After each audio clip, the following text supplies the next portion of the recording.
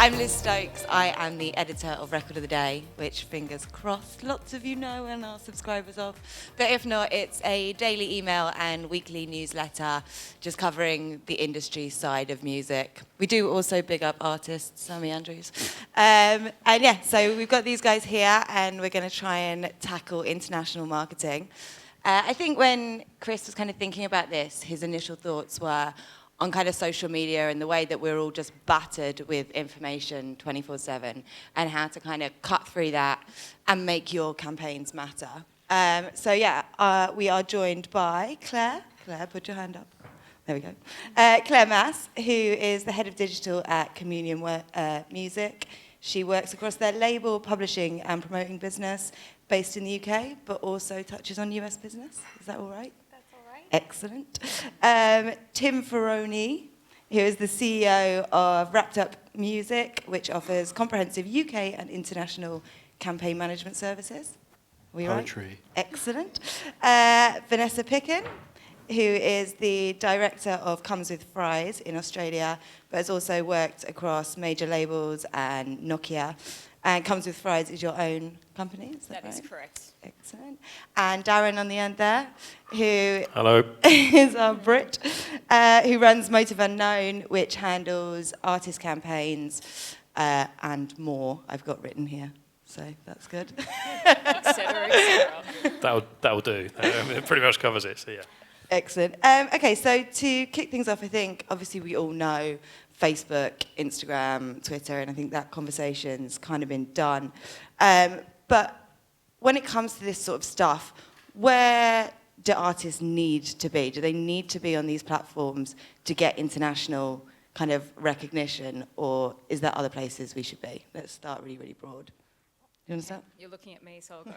For me, it kind of starts with the artist and their story. So whenever I work a campaign, it comes down to where do I think they need to be. So not every single platform for me works with every single artist. And I think just their natural fit as well. Like some of them have a voice, some of them don't, some of them just can't market themselves to save their lives. So it's really great that we can actually take the time to understand, get their comfort level, and that will help them then to cut through. And I think for me, it's good quality content and then working out the best place for that content. Does anyone else want to take that too? Anything to add?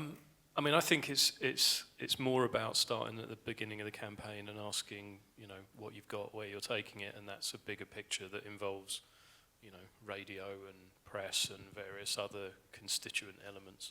So if you're working with an artist that's allergic to social media but has strong chances at radio, then you're going to lead with that and then things will follow from there. So I think my view is kind of, I wouldn't ever like to be prescriptive on where an artist should be. I kind of think, to be honest, if you're at a point where you're telling an artist where they need to be online, either the artist has got no hope of getting anywhere with it anyway, or you're just guiding them down the wrong path. You know, they'll find their own places, and artists usually will gravitate. You know, they're not living in a bubble. They know what social media is and which ones they might prefer. So some that I've worked with prefer Snapchat, some prefer Facebook. It just really depends who you're working with. And they have different places in the campaign, don't they? I mean, Facebook's like your big and like announcements that you do, and you wouldn't want to put everything on there because the algorithm's so funny. You need to be a bit careful about what you put on there. Twitter's more about sucking up to everyone because you can retweet anything and all your promo, because you have so much promo that happens, and you need to thank everyone that ever helped you, and you can't do that on Facebook because no one would see any of it, and you can't do it on Instagram because it would look weird. So Twitter's kind of like where you suck up to people, and if you're funny, you can like chit chat on it, and you can build a lot of collaboration with fellow artists, because that's the place where people actually are not self-centered. Facebook's a very self-centered medium. I've never seen anyone say I'm listening to another artist on Facebook, but just because they're like, that's my one post a day that I have to try reach at least 10% of my likes, and so I'm not going to waste it on someone else. Whereas on Twitter, you can kind of go and up other people, so there's a lot of collaboration happening there. And Instagram is either you trying to create kind of like a look and feel for your artist and like creating a world around it, or it's just like the backstage kind of rough and ready type of thing, like insight into your life thing. So it's not like you have to, they're just they have very different purposes, and for the younger artists that we work with, and Snapchat is wonderful in the sense that, you know, I have some artists that have a lot of varied personality traits, and we're like, okay, we're just trying to get you into, you know, we're just like, let's try and summarize what you're about so people can know what, you know, to just catch on to something. But you can kind of let them run free on Snapchat because it's gone. And so if they go a little bit crazy and want to talk about all the things that they love, and it's like a million of them, it's okay. On Snapchat, I'll like kind of let loose a little bit because I'm like, that's fine.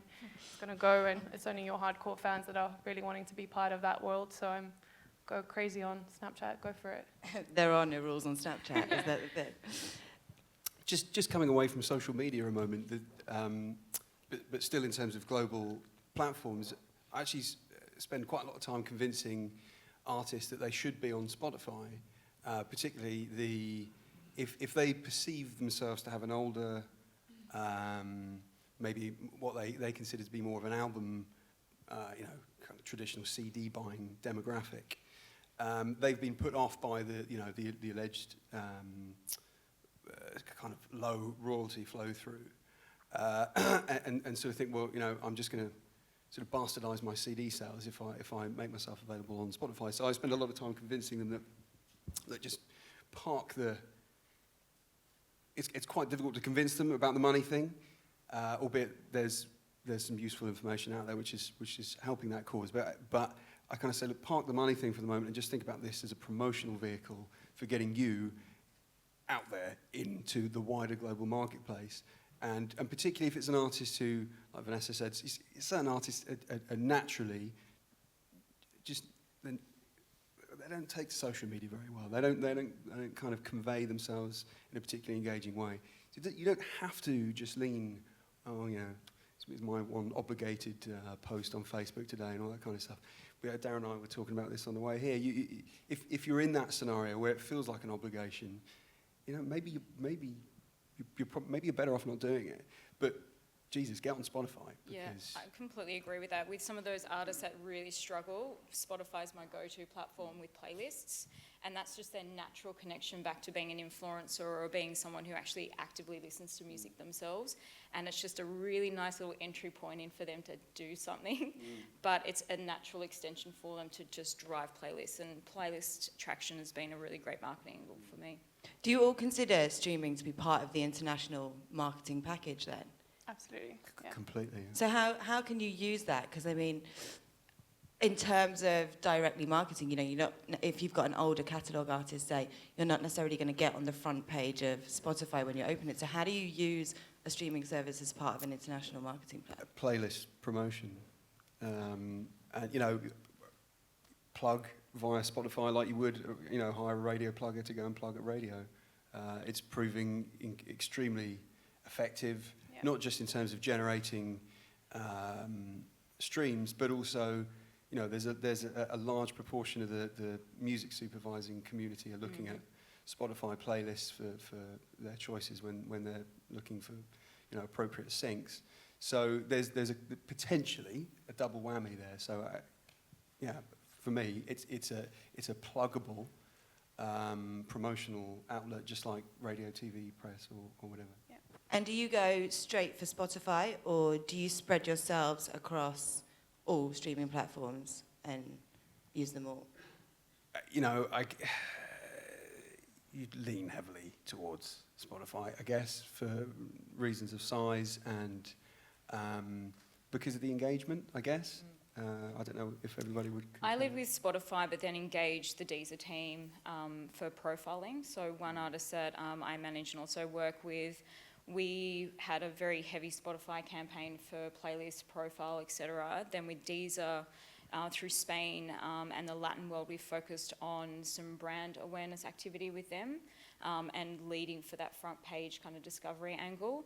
And it was about setting up those meetings and making sure the same way that you'd go to radio is making sure that profile was sticking. So not just kind of putting all the eggs in the Spotify basket, but just really strategic about markets and knowing that Spender was an artist that was working really closely with Gautier, and Gautier's fan base was heavily involved in the Latin market. So we strategically knew via the data also that we were chasing his fan set. So we needed to have that profile in Deezer in those markets.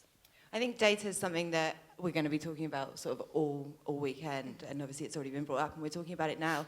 How are you guys using data? Have you guys got any kind of interesting case studies where you've used data that's come on board for your marketing campaigns? I mean, I think it's funny because I was going to say then, I mean, Spotify is a part of every campaign, but the degree to which it's a part is up for question. And I work quite closely with Run the Jewels, and with them, it occurred to me the other day that we've yet to have a conversation about Spotify. I mean, it's there, and it's doing a huge amount of business for them, but it's just not top of the agenda in terms of, what they're doing and what makes money.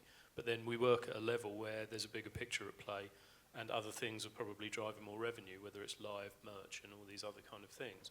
They're a band that believe that they just get the music out there and they get connected with people, and then the rest all follows. So, famously they've given away their 2 albums, and then they did the Meow the Jewels remix album with cat noises, which is tough to talk about without sounding truly ridiculous. But, it's a funny case in point because it raised hundreds of thousands of dollars, which they've promptly given away to victims of the Ferguson shootings. So, it's something that was done as a bit of a laugh after someone called them out on a thing where they said, if people give us enough money, we'll remix it with cat noises as a joke, and the fans were mad enough to do it. But it's had a serious consequence in the sense of what they've then done with the money and the good that that's done for certain people. But within that, with Run the Jewels, we focus a lot on data, and we spend a huge amount of time picking apart how that data can work for us. A lot of it is much more on a sort of advertising level where we are segmenting their audiences according to the data we collect. Run the Jewels are very savvy. They run everything from their website, which is not a very fashionable place to focus your attention these days, but everything happens on the website. New video doesn't get premiered somewhere. It gets fed out to everyone, but it goes on the website. The social media posts send you to the website. The reason is because when you land on the website, we're picking up remarketing data for every known ad platform. But we've now finessed this to such a point that through their merchandising, we're just working on something at the moment where we can even segment people based on their spending habits within the store. So if you're like a light spender and you spent under $20, then we've got you in one bucket, and if you're 20 to 40, we've got you in another. If you've got you on over $60 transactions to date, then we've got you in a third. And it's a much more complex spread of data where we're then trying to pick apart how we manage that relationship with these people. Because the band kind of write their own stories, whether it's Meow the Jewels or Killer Mike doing stuff with Bernie Sanders and all those sorts of things. They don't really come up short for coverage generally. And there's always something going on. We did the video for Meowpity the other week that was a kind of psychedelic headfuck. There's another one coming soon that will involve VR that is really amazing. But there's all of these things going on, and they're never away for more than about 2 or 3 weeks. But within all that, all the data is being hoovered up. Some of it we use to try and inform what we call prospecting, where it's like find new fans. So we did a big thing a couple of weeks ago around the fact that everyone was talking about Killer Mike and Bernie Sanders. So we were targeting all the people generating that conversation and just trying to connect them with Run the Jewels by going, it was free albums if you want to download them and everything else. But the whole way in which we set that out was also to ensure that we eliminated anybody that had already connected with the band. So all the data we had of people that visited the site, they were then put in a bracket that was like, do not show the ad to these people. And this is where we kind of, something me and Tim were talking about earlier, it's like, I'm actually not a big fan of social media. I don't like it. I think it's just become a sort of vanity circle jerk that doesn't necessarily help. But they're fantastic ad networks, and they're very effective in that sense. And with people like Run the Jewels, it's been a huge help for us because it's allowed us to prove that, for every certain amount of money we spend on promoting posts, we make them this amount of money back. And this is all the kind of insights that really, really empowers them. And I think it's interesting in the context of conversations about Spotify, the fact that it's never really come up within the conversations around Run the Jewels. And I think it's because, there's just a lot more money to be made elsewhere. They've got money coming in from Spotify, and it's doubtless a good part of the pie for them. But, as there's been a lot of articles that have talked about this, these days revenue comes from all kinds of places, and it's a very mixed bag of all this stuff. So you can give a record away because it will lead to a huge tour and loads of merchandising sales and all this kind of thing if you run it right. It doesn't work for everyone, but it works for these guys. And in others it may be, we also work with Snake Hips, who are at the opposite end of it and are currently killing it on Spotify. It was fucking terrifying when I first saw their numbers of streams against all the other bands we worked with. It was just like millions and hundreds of thousands. So it's a very different thing for them. They're very Spotify-led. They're number one in the Shazam chart. That's all their thing. They're not a band that are going to do merch-free albums or anything else. So it varies, but I think it's about being very cognizant of the fact that you make money from a number of different ways, and it's bearing all that in mind and trying to pull it in, and that's where I think the data can start to really inform things. Yeah. And I think it actually dovetails a little bit back to what Sammy was saying, where it's like, actually we all need to kind of get out of this mindset of like album here, tour there, merch here.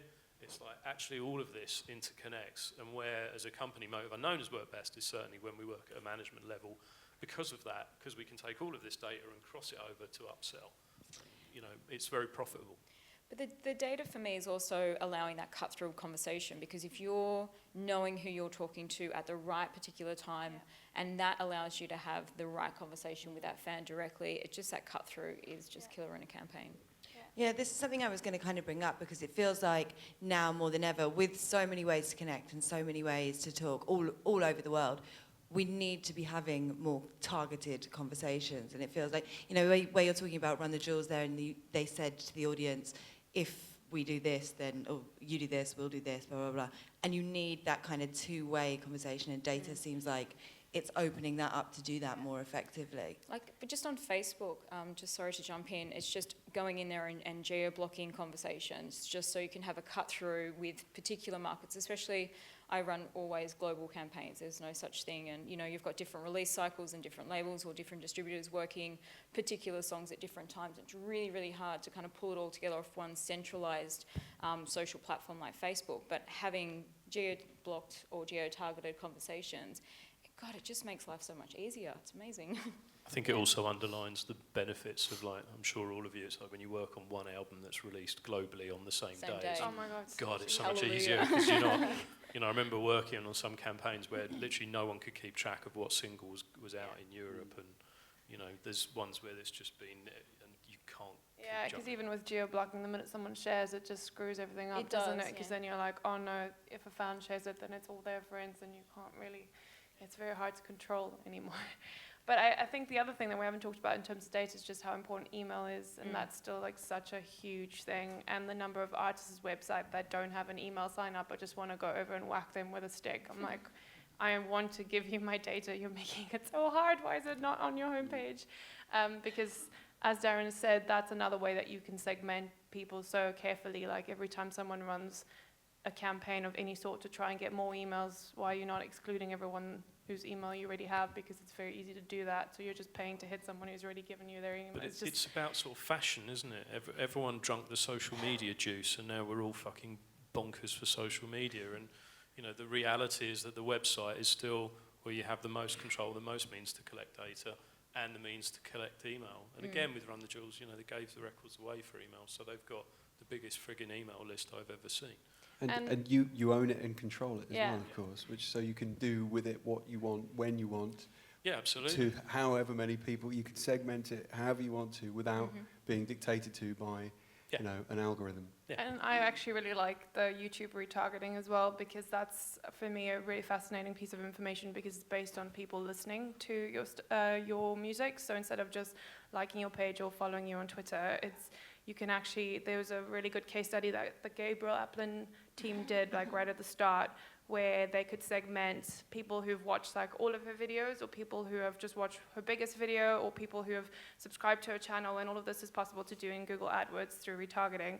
And then you could have a really, really personalized message for every single person, or for every group of persons. So people who just watched her biggest hit would get okay, you're an entry-level person, let's just give you her next big video, and let's have a way of talking to you that's very kind of accessible and entry-level. And then for the people who were the super fans and who had watched every single video, the ad that was served was actually a personal message from the artist that was saying, oh my God, it's amazing, you're like a huge fan, you've watched all my stuff, thank you so much, like here is a secret link where you can listen to my album on stream fully before anyone else does. And people were freaking out, like totally freaking out that she knew that they had listened to every single one, and they got a personal message that is an ad, which you would never feel is an ad, and you would never skip. And people went on Twitter and tweeted about it, and the click-through rate was crazy, and it's just like, ad agencies, a lot of them I'm sure are great, but a lot of them just are serving them promoted posts on people. Like it's just it's so limited. Like we're still using really, really basic advertising, but the minute you start to dig in and then you think about what would excite me as a fan, as a music fan, and you start to get into those conversations, it's like it's free money. But that's how you're creating a fan, Yeah. exactly, through It's those just- personalised comms. It's just like as soon as you connect with that one person, cut through the clutter, then that's the first step in creating a true fan. Yeah, it's great. I think it's interesting for me because it's why I've lost interest in a social media discussion in the context of like how many people can I basically reach for free, because they are ad networks, they're not social networks. They're just an ad network, you know, I'd say mining it's all of both. your information to know more about all of you so that people like me can then target you with messages. But that's what it's there to do. So this whole thing of, you know, I mean, I remember saying the other day that, you know, if it was down to me, I'd probably fire every social media manager because I don't see what they actually bring. It's kind of like... I don't think that's fair. I think they still have Should a we great leave now? I know, when I think- said it at the time, I did kind of realise I was talking to a social media manager, No. when I said it, which just advocated firing them. But I'm it's not a that social- thing of like organic reach and the amount of hours people spend trying to get greater organic reach. No, and I things still like that. think you can get a lot. Like we have a band, Twin Peaks, who are hilarious. They're like the 4 or 5 guys at uni that were just running around throwing up everywhere. And they're, I mean, I'm probably not, please don't, is this on, please say this is not recorded. They're a great band. They're a very talented band. And they're just kind of like, you want to be part of their gang. They're one of those guys that just ooze like personality. And they manage to do that on social media. And we get loads and loads and loads and loads of free organic reach through that. So I don't think... But they would be doing that anyway, is my point. No, but they would be. Of It's course, not- they'd be doing that, but they have like 1.5 billion people potential audience, not on Facebook. Like these but my social point- networks are useful, even though I agree with you 100%. Oh, no. I mean, don't get me wrong. Let's not bash them completely. No. Organic reach, I'm all in favour of. I'm just saying, if you're paying someone to write the post, you fucking lost it already. Yeah, probably. You know, if the band are running around, that's what I was saying to Tim earlier, was, you know, if a band is great on social media, awesome. Yeah, but And I've if worked it's with plenty of artists who are really, really sharp on social media, and it's like, great, leave them be. They just do it really well. As you said, you know, these guys have probably, you know, cut a real thing with their audience for authenticity, and yeah, you know, if they're going to post pictures of them being sick somewhere or whatever else, people actually like that. Couldn't be You in know, I mean, trouble I worked, saying that. you know, I worked with Alt J, and there was a running joke with Alt J that once when they posted a picture where they'd asked for steak and chips in Belgium and gotten a steak with some crisps around it, that got more reach and engagement than when they announced they were headlining Reading and Leeds. But this is when it comes down to balance. That's and I think- social media in a nutshell. Yeah, with me, I totally get where you're coming from, and it's about that balance. And I think that the work that we do, you know, steering the artist to help to get the most out of these platforms is go and have your, you know, passive posts about steaks and chips and things like that. But you've also got to make sure you hit your milestones and make sure that that information is going out there about when the single is coming out, where you can watch the video and kind of direct them and shape them and add that 100%. balance just of really But those great are the quality posts content. you'd be promoting. Yeah, And I think At that's- which point it's an ad network again. not an Within the organic marketing thing. mix, it's about, that's the role. The role is making sure that you're kind of allowing their personalities still come through, have that shape, have good quality content, have the ads and pay for everything because you need that reach coming through. Yeah. And that's our job, is to steer it in that Yeah. direction. So you've nailed that campaign. The contradiction, you know, I spend all my time trying to get that kind of engagement and, you know, loyal fan base and all that kind of stuff. The only time that is contradicted is there are certain media and certain radio stations in particular who like big, dumb figures. And if your figures are not big and dumb enough, you don't hit the grade. And that's a constant frustration that there I am preaching, you know, don't worry, you know, about the big dumb fucking numbers. And the simple reality is that, you know, outside of, I've got to be careful what I say here. Are we being filmed? Yeah, okay. There are certain outlets who only want to see the headline figure and couldn't give a monkey's about your level of engagement or anything like that, and that can be a significant problem to overcome, which is in complete conflict with this notion of don't worry too much about the big numbers and just worry about a kind of personal level of involvement with people and generating a loyal fan base and Uber fans and upselling to Uber fans and all that kind of stuff. Well, I guess that's kind of the next sort of station, isn't it? If we're not going to be using social media in the same way, how are we going to be proving that they've got this reach and they've got this engagement outside of sales figures, which apparently don't exist anymore, and outside of big numbers? I mean, how are you getting over that if you're taking a band to a new territory and you're doing something international? What are your markers? It's just, but this is evolving anyway. I mean, you know, certainly a lot of the big predictions from people we're supposed to respect and listen to suggest that, you know, social media is increasingly moving to a private platform. You know, the growth of messaging apps and, you know, the growth of Snapchat and all these things. I mean, that's the irony. Snapchat is amazing for artists. It's a frigging nightmare if you're someone like us, because I have no idea how many people saw your video that you posted out. I can have a rough punt based on how many followers you have and things like that, but they don't provide a great deal of data back, so you don't really know. But part of me kind of would love to see a world where perhaps we're not so fixed on public metrics, because they don't work. You know, they've just led to this ridiculous scenario that you've described, Tim, where it's like, we have to bump the figures up, we have to get more of this, we have to get more of that. At which point you're starting to taint the tone of the artist and the campaign as presented, and it's just a crying shame. So if part of the if the movement to a more private nature of social interaction facilitates that, then I'm actually all for it, because we may just get back to focus on quality and what works, not dicking about making numbers get bigger, because that's ridiculous. Yeah, I think that's why Snapchat works so well with that demographic, because the idea of, well, there's two things. It's like, I found my diary from when I was 14 and I burned that thing so quickly. It's like, what? You know, imagine like Justin Bieber looking back at his timeline going, oh my, you know, and like that we have to put people through that at that age is just terrifying. And the second thing is, there's enough pressure. It's like in the school, like how popular you were and how many letters someone wrote to you, and now there's like literally a number behind every single thing that you post. And I know 13, 14-year-old kids that call their friends and ask them to like their pictures on Instagram, because if you don't get to the 13 hearts where the names become a heart, you have to take the photo down. It's like a social rule, I promise you. Like you say that, I've had label managers asking me to follow them. No. It was great. In the end, we bought Mike from Infectious, like 3,000 followers on Twitter that were all bogus, just to annoy him. It's totally... It reached that point, you know. Yeah, it's just absolutely overwhelming for the poor kids. You're like literally having to put up the thing, call your friends to like it, otherwise take it down, and then it starts over again an hour later. It's like insane. So if you think about that, and you think that like that's why Snapchat works so much, because no one knows how many people saw it. You know how many people saw it, but no one else does. So you know, you just rest assured a little bit. And of course, you're ever changing. Every like week, there's a new trend, so you need to be different. And so that allows you to do it, and it makes so much sense that we're moving towards that.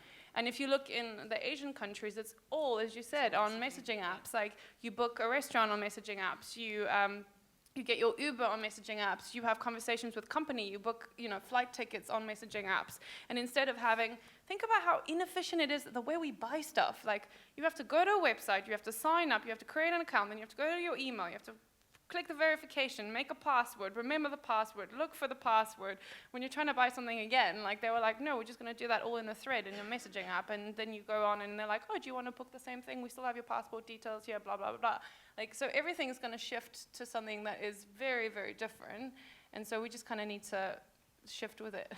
Yeah, messaging apps are kind of something that I wanted to touch on, because coming from a journalism background, not a marketing background, I don't fully understand how we're going to utilize messaging apps in a marketing world. I mean, has anyone come across there's how we're doing Line it? in Japan. Line is like really interesting.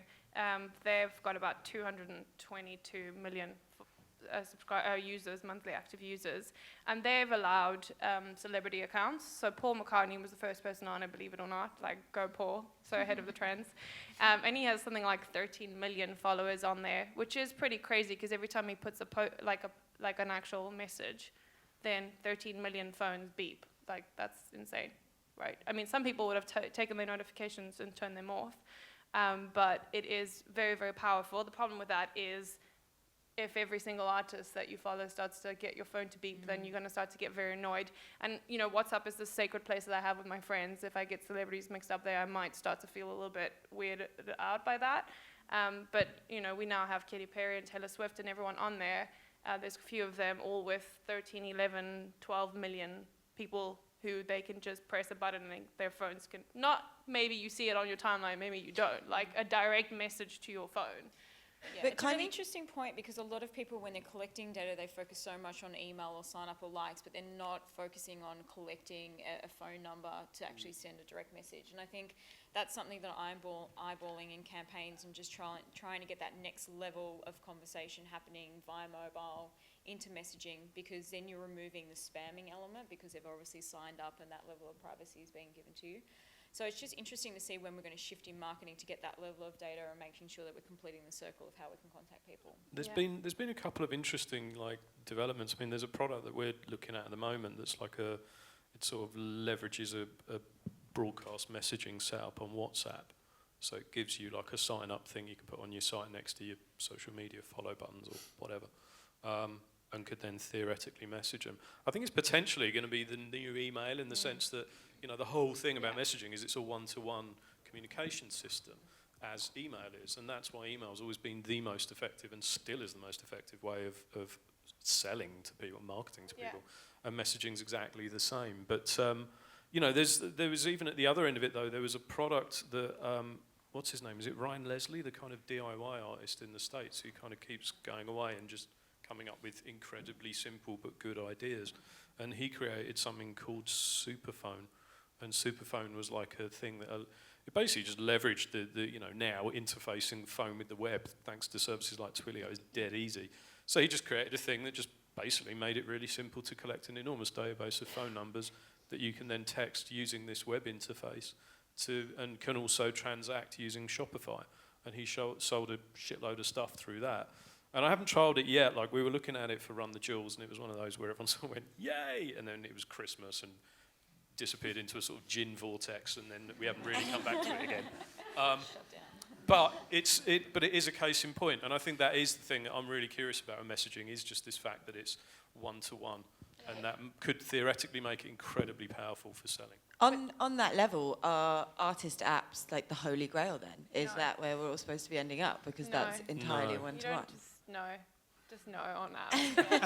Just no on artist apps. People use like 5 apps. I mean, you have like maybe 30 on your phone or maybe 50, but you just actually only use 5. And just think about how Spotify is growing. What Spotify stands for is people just are snacking on content all the time, and they're listening to a lot more artists than they ever were. So imagine trying to having an app for every single one. Just no. And every artist always recreates their website on the app. Yeah, it's like you don't You've need. got your phone. You can access the website. Like, just no. stop spending money. Just no. Label apps? There's a kind of a neediness to it that just makes me want to puke. It's so just needy. Not, So needy. It's that thing of the artist being like, I'm here. Day 2, I'm still here. It's like, It's so awkward. I mean, I think you have to sometimes accept that you don't need to be like in your fans' life 24/7. You really are on those social platforms. Yeah. Like, it's fine. And you don't need to be everywhere. And just work certain platforms really well. Yeah. Apart from that, we like them. Yeah. Does anyone have any questions at this point that anyone wants to know?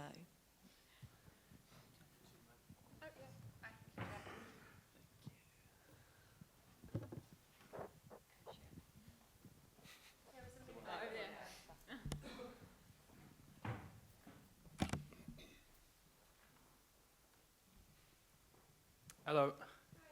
Hello. I'm a plugger, so I deal with some of those media companies you talk about that so-called require these vanity metrics. If I said to you, come up with 1, maybe 2 metrics that describe engagement I could use, what would they be? Because that's part of the issue, is that, you know, there's loads of measurements that you can use for engagement. What would you suggest I use?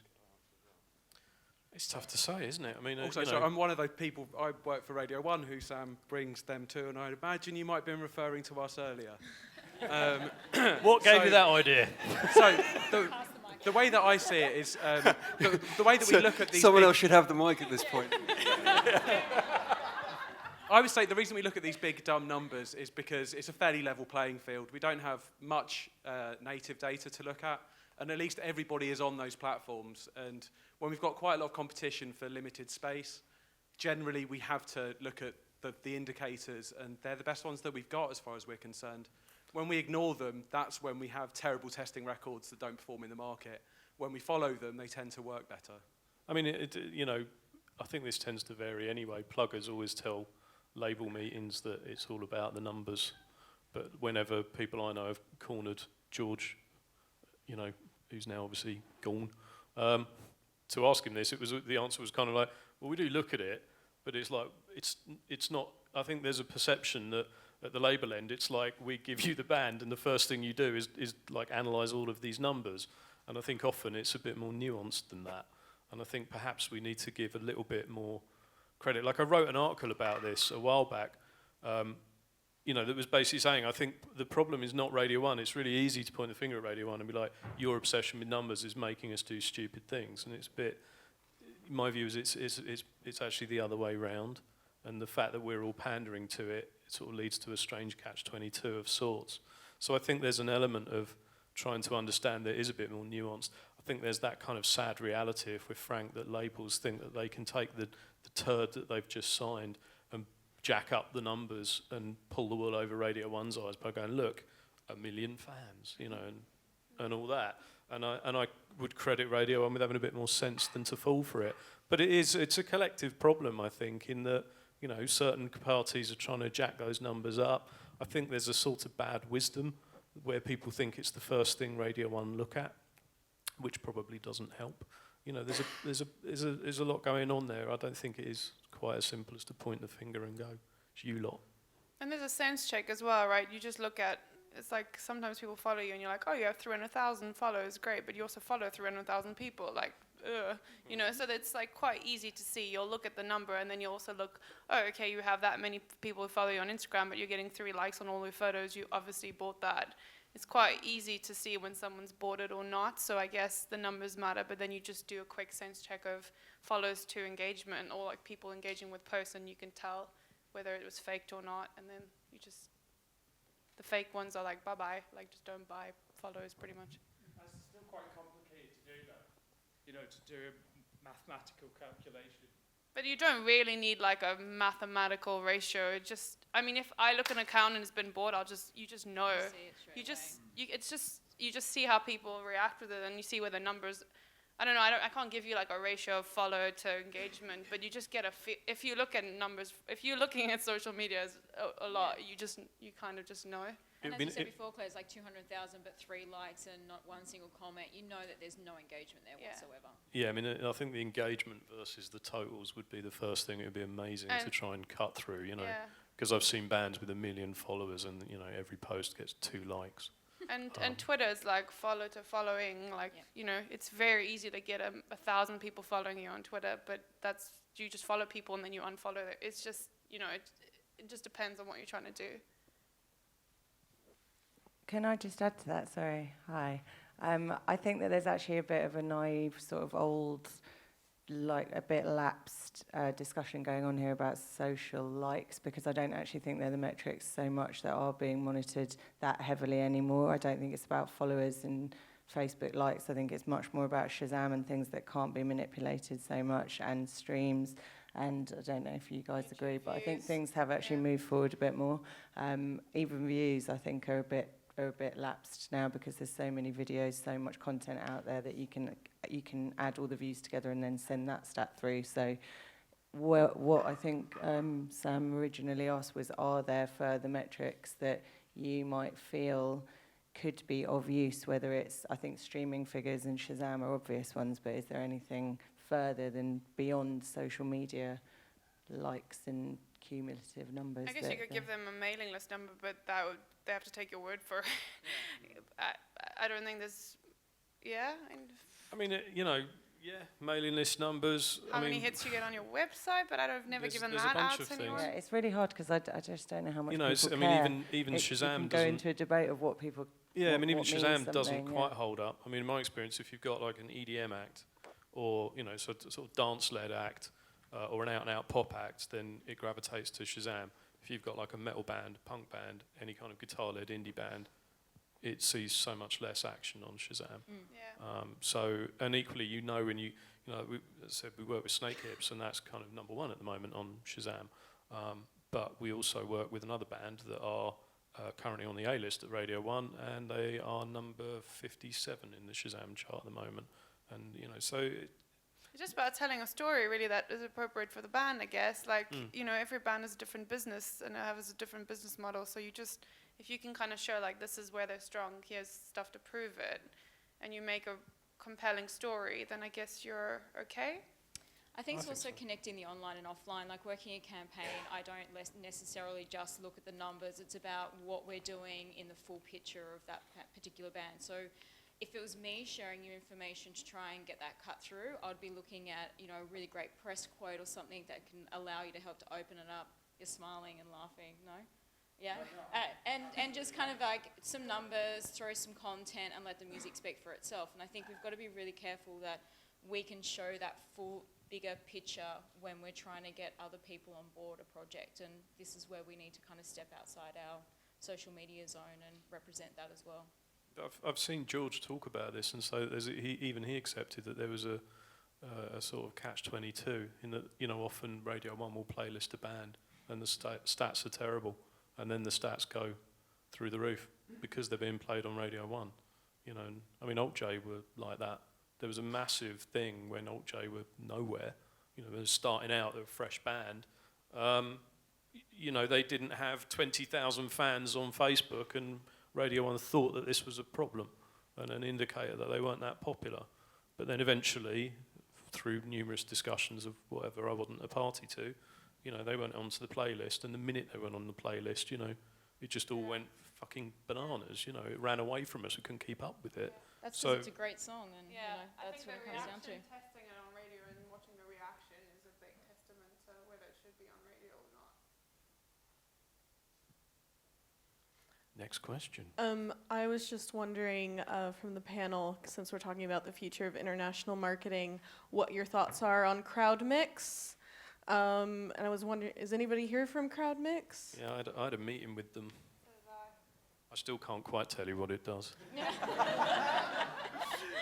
Do you think it's going to be, you know, revolutionary and change things, or is it just going to be the biggest flop of the century? Well, it's got to be either one or the other, hasn't it? The amount of money that's gone in, it will either be the next thing, and you know, in a year's time, we'll all be back again. Wow, fucking hell, that came out of nowhere. Or it will just be that thing that will be the next, you know, Spiral Frog or one of them that we all now only remember because I've just mentioned it, but which had like a lot of funding and then died hard. And the thing about it is there's so many reasons for like content owners to be on it, so they're trying to make it like, you know, you share part of the revenue, and that sounds like great for a content owner. You're like, woo, great, I'm finally gonna get paid for some of the stuff I'm putting out there. But the biggest problem with any platform is how do you get mass users, right? And there's just not, I haven't quite understood what is like such a different added value to the users for them to jump on it, and maybe that's because I just didn't listen well enough. And but I always think like, what would actually make me start again building a friend network on a new platform? Like, what is this going to do so much better than anything else that I would do that? Like, the number of people that have pitched me the music of Facebook, I'm like, dudes, that's just not needed. There's already Facebook, there's people, there's musician on there, I'm liking their pages, I'm just not going to do that again with just musicians. It's just, or the music of Instagram. No, it's again not happening. There's Instagram, there's musicians on it, it's fine. You know, it's just, it's always about like, what would make you start from scratch again and spend time and get part of that 5 apps that people open a day. It's very, very hard. I think the other thing is, you guys have just nailed it, the fact that you can't even communicate what it does, that's a major problem. So if for them to kind of be successful, you need that cut through and that comms to really kind of connect with people. I'm afraid that's all the time we have, folks. Thank you very much indeed to the panel. Thank you, Liz.